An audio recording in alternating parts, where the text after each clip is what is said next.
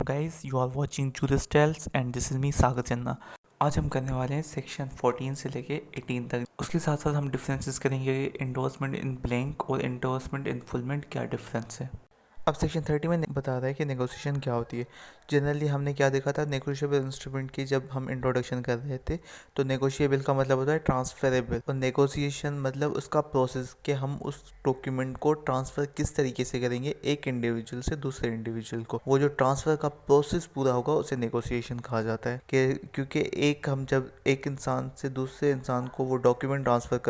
करते हैं तो वो बेसिकली उसके जो प्रिविलेजेस और राइट्स होते हैं वो भी ट्रांसफ़र हो जाते हैं उस दूसरे इंडिविजुअल के पास जिसको हम डॉक्यूमेंट ट्रांसफ़र कर रहे हैं। सेक्शन 15 में एंडोर्समेंट के बारे में। एंडोर्समेंट का जनरल कॉन्सेप्ट ये है कि मेरे पास मेरा इंस्ट्रूमेंट है, मेरा डॉक्यूमेंट है, वो मैं चाहता हूँ मैं किसी और को दे दूँ और वो जाके पेमेंट ले ले। का लीगली तरीके से जो हम ट्रांसफ़र करेंगे अपने डॉक्यूमेंट को वो प्रोसेस कहलाएगा एंडोर्समेंट। अब एंडोर्समेंट किस तरीके से होती है कि जो मेरे पास इंस्ट्रूमेंट है जो मैं किसी और को देना चाहता हूँ वो जाके पेमेंट ले, तो उसके मैं फ्रंट पर या जो उसका बैक है डॉक्यूमेंट का उसके मैं सिग्नेचर इस इंटेंशन से करूँगा कि ये जो है किसी और को दे दिया जाए, मतलब वो सिग्नेचर जो मैं कर रहा हूँ वो इंडोर्समेंट कहलाएगी। सेक्शन 16 में बेसिकली इंडोर्समेंट के टाइप बताए जा रहे हैं कि इंडोर्समेंट किन तरीक़ों से हो सकती है। एक इंडोर्समेंट इन ब्लैंक है और second endorsement in full. Endorsement in blank मतलब मैंने सिग्नेचर की, सिर्फ सिग्नेचर कर ली, उसमें कोई नाम मेंशन नहीं किया, क्योंकि जब इंडोर्समेंट होती है जो राइट ट्रांसफ़र कर रहा होता है, इंस्ट्रूमेंट ट्रांसफ़र कर रहा होता है उसे इंडोर्सर कहते हैं,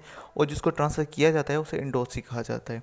तो अब मैंने जो इंडोर्सर हूँ मैंने साइन किया है अपने डॉक्यूमेंट को ट्रांसफ़र करने के लिए, लेकिन मैंने उसके साथ साथ इंडोर्सी का नाम मेंशन नहीं किया कि किसको ये ट्रांसफ़र कर दिया जाए, बस मैंने सिंपली साइन कर लिया इस इंटेंशन के साथ कि ये इंस्ट्रूमेंट किसी और को दे दिया जाए। तो मतलब जब इंडोर्सी का नाम उस पर मेंशन नहीं किया गया होगा तो उसे इंडोर्समेंट इन ब्लैंक कहा जाएगा। जबकि इंडोर्समेंट इन फुल इसके बिल्कुल वाइस वर्सा है कि हमने जो डॉक्यूमेंट ट्रांसफ़र किया है और उसके सिग्नेचर के साथ साथ हम एक पर्टिकुलर इंडोर्सी का नाम उसमें मेंशन कर दें कि इसको ये जो इंस्ट्रूमेंट है वो ट्रांसफ़र कर दिया जाए, उसको पेमेंट दी जाए, तो इंस्ट्रूमेंट इन फुल होगा। अब डिफरेंस में वही चीज़ है, लेकिन एक जो मेन डिफरेंस हमें याद रखना है वो यही है कि जो इंडोर्समेंट इन ब्लैंक है वो एक तरीके का बेयरर है। बेयरर में क्या होता है कि जिसके पोजीशन में वो चेक होता है, यानी जिसके पास वो इंस्ट्रूमेंट है चाहे उसका नाम हो या ना हो, वो इजीली जो है वहाँ से जाके पेमेंट वहाँ से ले सकता है। तो सिमिलरली इंडोर्समेंट इन ब्लैंक में भी यही होता है कि मेरा डॉक्यूमेंट था, मैंने सिग्नेचर करी, उसे ट्रांसफ़र कर दिया है और उस पर किसी स्पेसिफिक बंदे का नाम नहीं लिखा हुआ, तो जिसकी पोजीशन में वो होगा यानी जिसके पास होगा वो इंस्ट्रूमेंट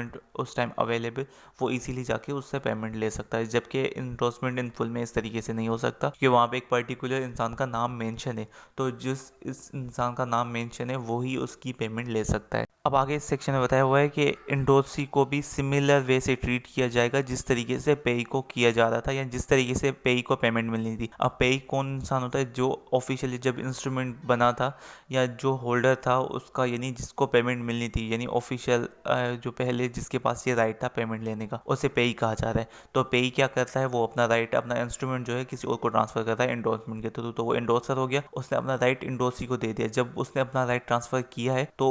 यानी सारे जो राइट एंड प्रिविलेजेस थे पेई के वो इंडोर्सी में ट्रांसफ़र हो जाएंगे और फिर उसको भी बिल्कुल प्रॉपर सेम वे से ट्रीट किया जाएगा जिस तरीके से पेई को ट्रीट किया जाने वाला था। अब सेक्शन 17 में बताया एम्बिगुअस इंस्ट्रूमेंट, मतलब कोई ऐसा इंस्ट्रूमेंट है हमारे पास जिसमें कुछ हमें बिल ऑफ एक्सचेंज की भी तरीके से लग रहा है और हमें जो है उसके कुछ फीचर्स जो हमें प्रोमिसरी नोट जैसे लग रहे हैं। तो अब यहाँ पे क्या होगी, एम्बिग्यूटी पैदा होगी कि वेदर हम इसको प्रोमिसरी नोट कंसीडर करेंगे, उस तरीके से ट्रीट करेंगे, या बिल ऑफ एक्सचेंज की तरीके से। तो अब यहाँ पे इस सेक्शन में ये बताया गया है कि जो उसका एक्चुअल होल्डर होगा इस इंस्ट्रूमेंट का वो डिसाइड करेगा कि वेदर इसको हम प्रोमिसरी नोट की तरीके से डील करेंगे या हम बिल ऑफ एक्सचेंज की तरीके से डील करेंगे। जब वो डिसाइड कर लेगा कि हमें किस तरीके से डील करना है तो फिर उसको वो ही समझा जाएगा। सेक्शन 18 में ये कि कोई इंस्ट्रूमेंट हमारे पास अवेलेबल है जिसमें हमें फिगर्स में भी अमाउंट बताया गया है और वर्ड्स में भी लिखा हुआ है, लेकिन किसी इंस्ट्रूमेंट में इस तरीके से हो गया कि जो फिगर्स हैं वो डिफरेंट लिखे हुए हैं और जो वर्ड्स में अमाउंट लिखी हुई है वो डिफरेंट है। तो